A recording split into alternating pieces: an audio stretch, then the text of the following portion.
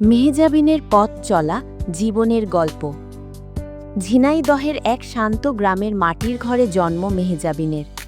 ঘর বলতে যা বোঝায় তার থেকেও কম ছিল। টিনের ছাদ থেকে বৃষ্টি নামলে বালতি সাজিয়ে রাখতে হতো। শীত এলে বাতাস ঢুকে কাঁপাতে থাকত, গরমে ঘরে থাকা যেত না। তবুও ঘরটা ছিল সোনার খাঁচা, কারণ সেখানে ছিল বাবা, মা আর ছোট ভাই রাফি। বাবা ছিলেন কৃষক, প্রতিদিন ভোরে বের হতেন, কখনো খালি পেটে। মা সারাদিন পরিশ্রম করতেন, কখনো অন্যের বাড়িতে কাজ, কখনো নিজের সংসারের যুদ্ধ। মেহজাবিন তখন ছোট, তার ইচ্ছে ছিল স্কুলে যাওয়া, কিন্তু বাড়ির কাজও করতে হতো। অনেক সময় বই হাতে নিলে মা বলতেন, পড় মা, দুনিয়ায় কিছু হলে বই পড়েই হবে।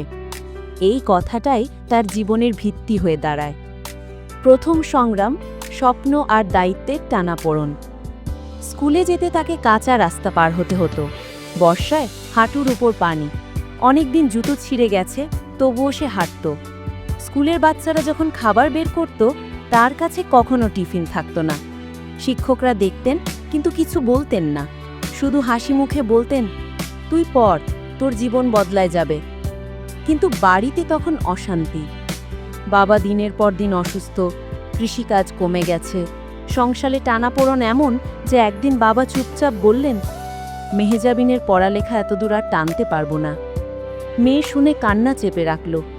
রাতে খড়ের বিছানায় শুয়ে মাকে ফিসফিস করে বলল, মা, আমাকে পড়তে দাও না, আমি কিছু একটা হব, তোমাদের জীবন বদলাইব। মায়ের চোখে পানি জমে উঠল। মা, আমি তোদের স্বপ্নে বাধা হব না, তুই পড়বি। এটাই ছিল প্রথম যুদ্ধের জয়।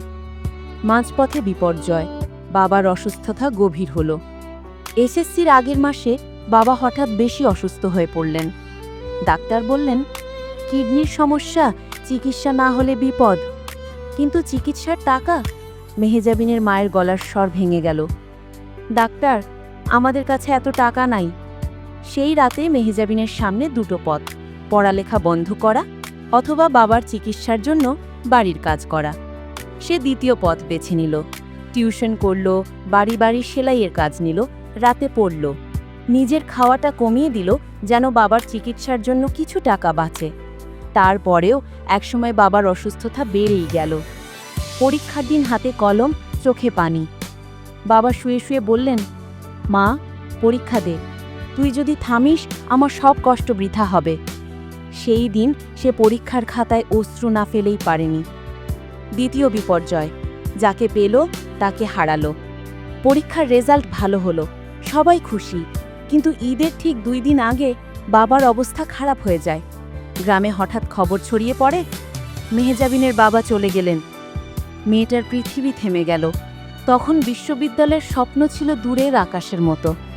বাবার জানাজার পর রাতে সে প্রথমবার চুপচাপ বসে নিজের জীবনকে একটা প্রশ্ন করেছিল, আমি কি পারবো? মা তার পাশে এসে বসে বললেন, বাবাকে হারাইছি ঠিক, কিন্তু তোরে হারাইতে পারবো না, উঠে দাঁড়া মা। এই আলিঙ্গন তাকে টেনে তুলল। মেয়ে আবার স্বপ্ন দেখতে সাহস পেল।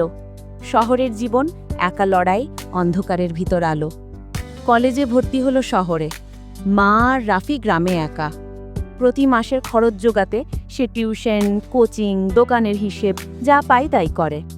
3 দিন টানা খেয়ে না থেকে ক্লাস করেছে। রাতে হোস্টেলের ছাদের দিকে তাকিয়ে নিজের বাবাকে মনে করত, বাবা, আমি পারবো তো? মনে মনে বাবার উত্তর আসত, পারবি মা। অনেক সময় রাতে কান্না লুকোনোর জন্য বালিশ মুখে চেপে ধরত। চাপ, একাকিত্ব, দারিদ্র্য সবকিছু মিলিয়ে যেন কেউ বুকের ওপর পাথর রেখেছে। বিশ্ববিদ্যালয়ের স্বপ্ন, শেষ পরীক্ষাও কঠিন।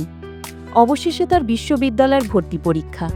দিনটা খুব গুরুত্বপূর্ণ, কিন্তু পরীক্ষার আগের রাতে গ্রাম থেকে ফোন, ভাই রাফি দুর্ঘটনায় আহত। সে টিকিট করে গ্রামে দৌড়ে গেল। ভাইয়ের মুখ দেখে মনে হলো একটু দেরি হলে হয়তো আর দেখাই যেত না। সেই রাতে ভাইয়ের হাত ধরে বসে রইল। পরদিন সকালেই পরীক্ষা। মা বললেন, মা, তুই চলে যা, রাফিকে আমি দেখব, তোর স্বপ্নটা আমাকে বাঁচিয়ে রাখবে। এই কথা শুনে মেহজাবিন আবার রওনা হলো। শূন্য পেটে, ঘুমহীন চোখে, তবু পরীক্ষার হলে ঢুকল। সেই পরীক্ষা তাকে বিশ্ববিদ্যালয়ের দরজায় পৌঁছে দিল। সবশেষ জয়, এক ফোন কলে জীবন বদলে গেল। বিশ্ববিদ্যালয়ের 4 বছর, রাত জাগা, হাহাকার, টাকা না থাকা, মানুষের তিরস্কার, নিজের মনকে ধরে রাখা, সব কিছু মিলিয়ে সে এক যোদ্ধা হয়ে ওঠে।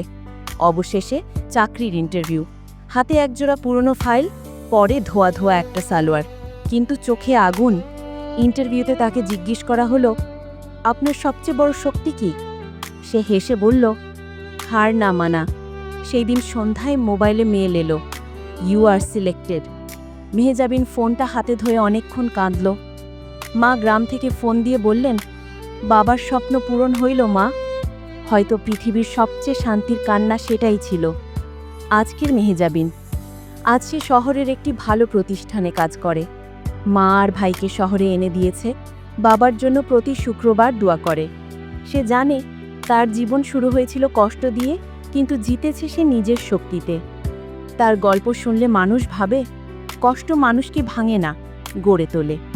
মেহজাবিনের আপুকে হৃদয়ের গভীর থেকে ধন্যবাদ এত সুন্দর একটি গল্প আমাদের কাছে পাঠানোর জন্য। প্রতিটি গল্পই এক একটা মানুষের জীবন, এক একটা অনুভূতি, আর সেই অনুভূতিটাই আমরা সবার সাথে ভাগ করে নিতে চাই। আপনিও চাইলে আপনার জীবনের অমূল্য গল্পটি আমাদের সঙ্গে শেয়ার করতে পারেন। হতে পারে আপনার গল্পের কিছু দুঃখ কষ্ট আছে, কিছু হাসি আছে, কিংবা আছে এমন কিছু শিক্ষা যা অন্য কারো চোখে আলো জ্বালিয়ে দেবে। আপনার পাঠানো একটি ছোট্ট গল্প কারো জীবনে বড় অনুপ্রেরণা হয়ে উঠতে পারে। গল্প পাঠানোর ঠিকানা: হোয়াটসঅ্যাপ 01911860966, ইমেল lifestory2360@gmail.com, আমাদের ইউটিউব চ্যানেল ও ফেসবুক পেজ, ইউটিউবে lifestory2360, ফেসবুকেও lifestory2360।